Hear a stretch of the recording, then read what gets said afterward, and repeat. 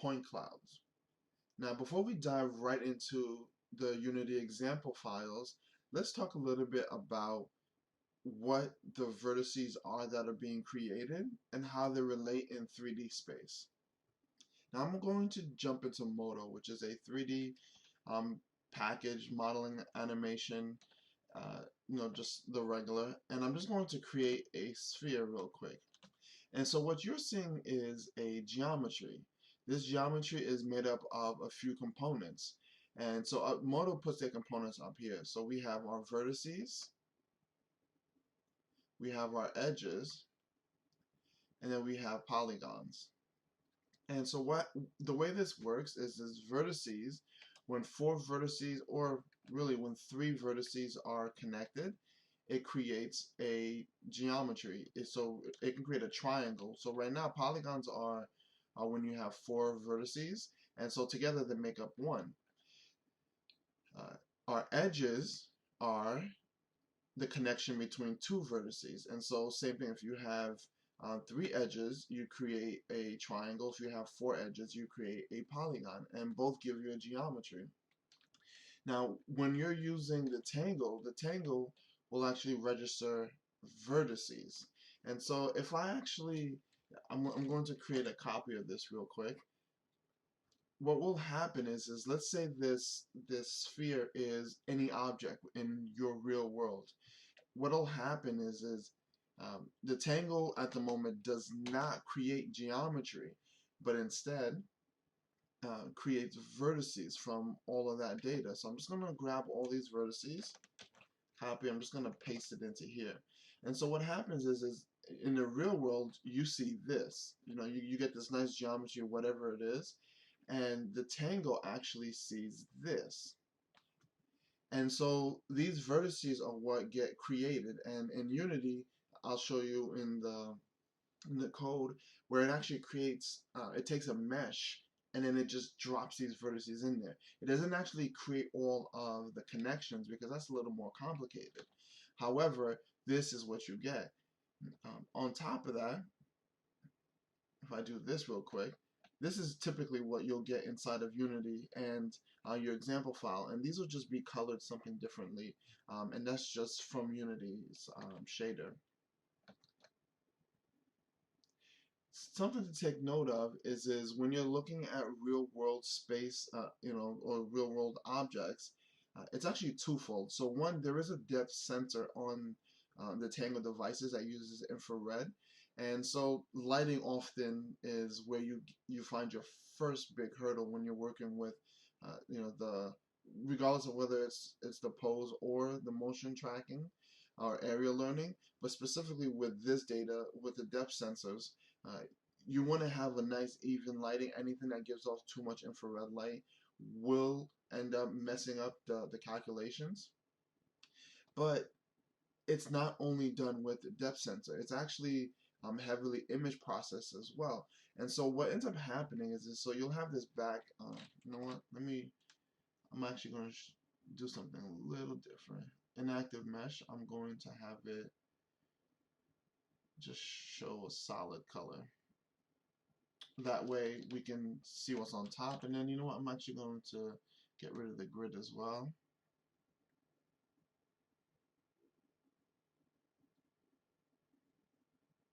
I always love doing live videos. It forces you to be somewhat accurate with the way you do things.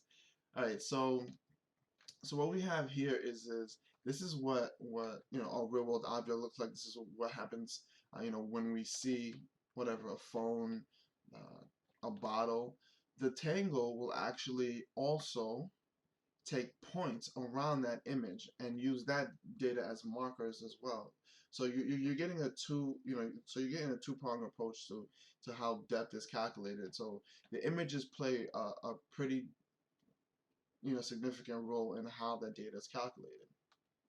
And so now that we have a quick intro into just geometry in general and how it works, what we're going to do now is jump into Unity, and I'll actually walk you through the project itself.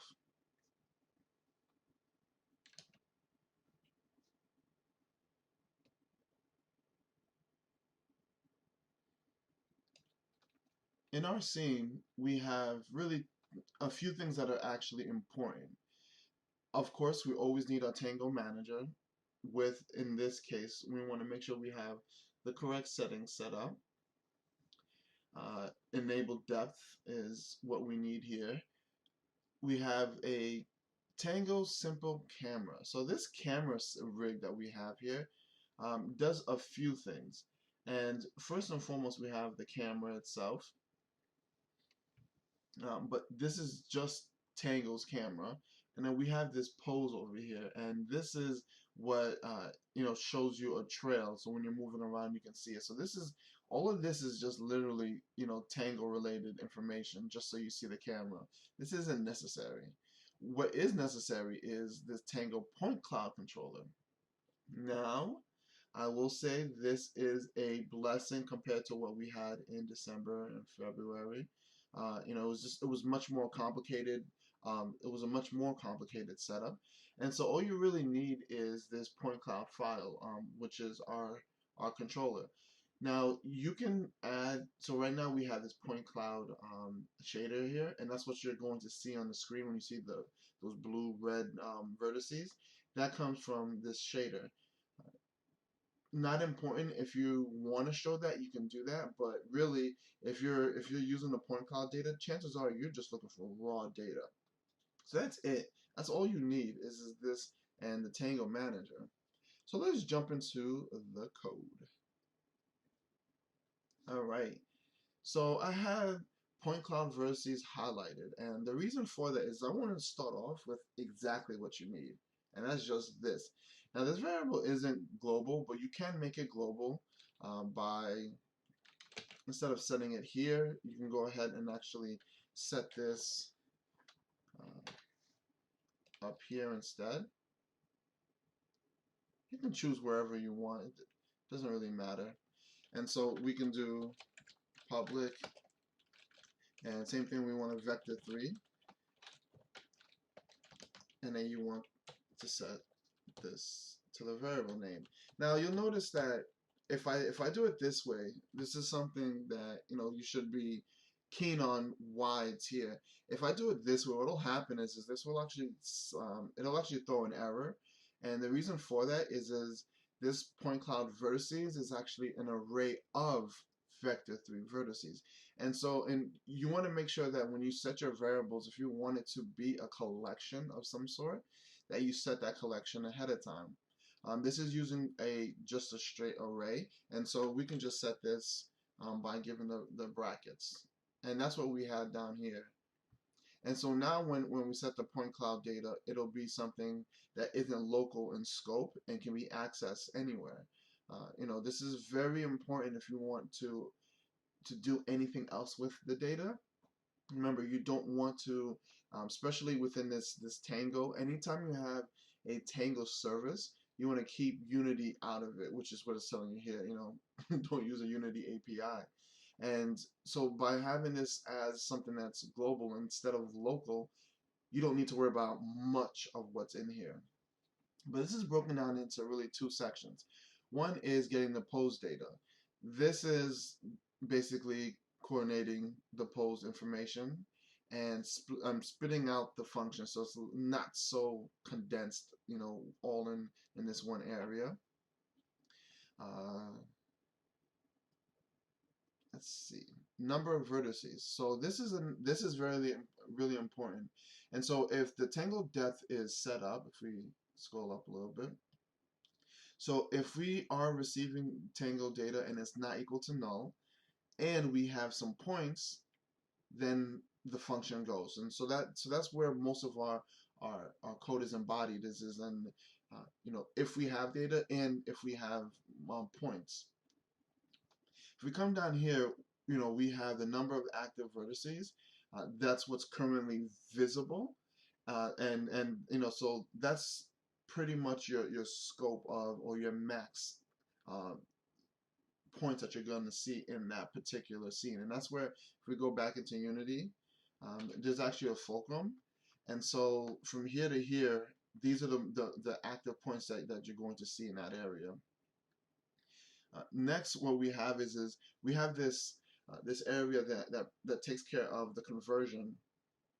Still, like most of the pose data, Unity and OpenGL have one format, so you don't have to worry about that conversion, but you still have to worry about real world conversion. Plus, you have to worry about the RGB conversion, because remember, this is still using image data, so you have to convert. What if you took a picture? You have to convert the data and the points that are used as markers from the pictures as well. And so that's what all of this is doing. It's doing all those conversions. And we have matrices, which are actually down here. Nope. Where are matrices set up? Here you go. And so we have some matrices that are set up, and their values are actually initiated up here, so they're in global and not a local scope. And so that goes through, combines them, and sets them all in one place. And so what we end up having after all of the calculations are done is we have the number of vertices, which is our ver count. And so what we have now is when we go through the vertices, we know this is the total number of vertices that we have. And we're all over here, what we're going to do now is we're going to then this pulls out the data based off of the vertices, based off of the matrix. And so now what we have is we're getting for each active vertice, we're getting that particular data. And so this is the most important portion of the whole entire function. And that's the reason why I pulled it out of the local scope and put it at a global scope. And it's because, let's be honest, if you're doing anything that's point cloud related, it doesn't have to be creating meshes, but if you're doing anything point cloud related, this is the only set of data you're going to need. Everything else you can literally copy the controller and leave it as is. And just for visual purposes, what happens is we have access to this M-mesh. So if I go up to M-mesh, you'll see it's just a mesh.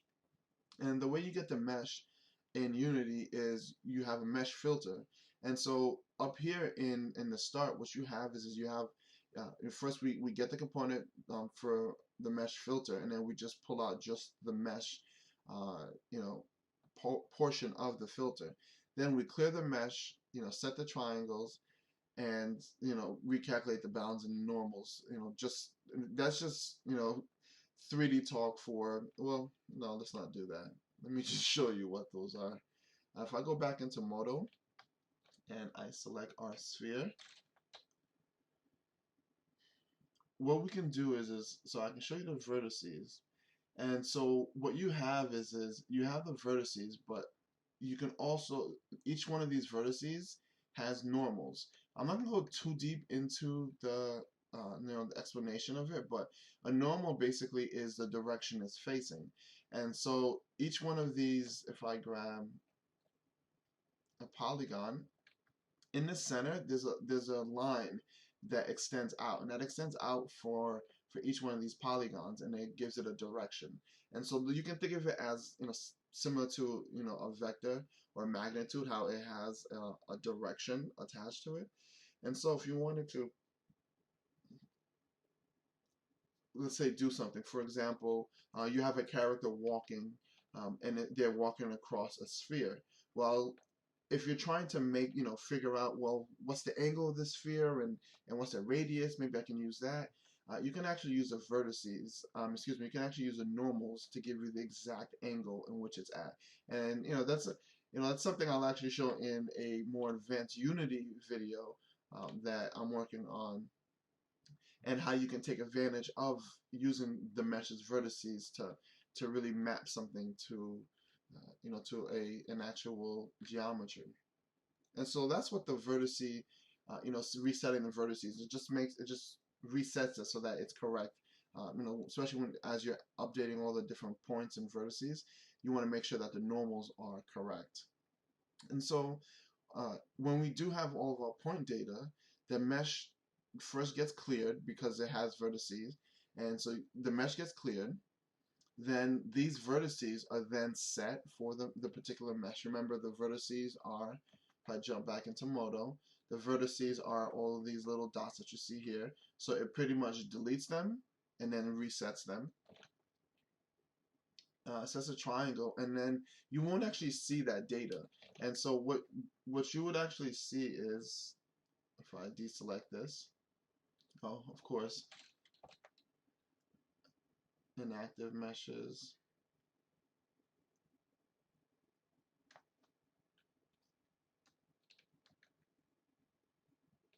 What you'll see is this. And so that last line actually gives you this. So if I go back into our code, this mesh topology, so what this does is, so it sets the indices, but this sets the actual points, so you can view the points themselves. And that's pretty much, you know, in a nutshell what the point cloud system is and how it works. Once again, really the only thing that you need here is this portion. The mathematics behind it is quite intense. There's no reason to actually use it. All you need to know is the vertices, and the vertices are each individual vertex or point on the screen, and this just shows them. So if you want to do any customization, if you want to do any type of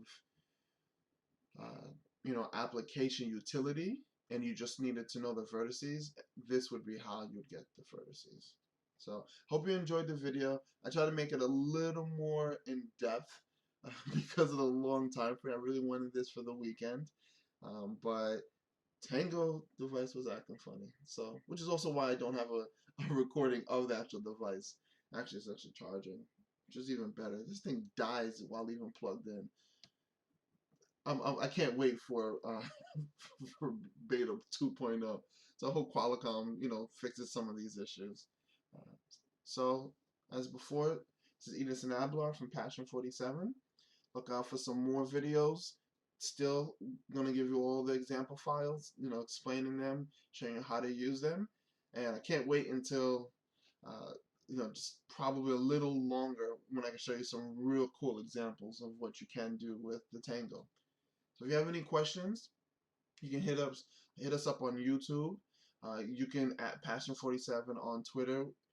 But like always, the best place for the Tango is the community. So hit us up on Google Plus and just drop a line.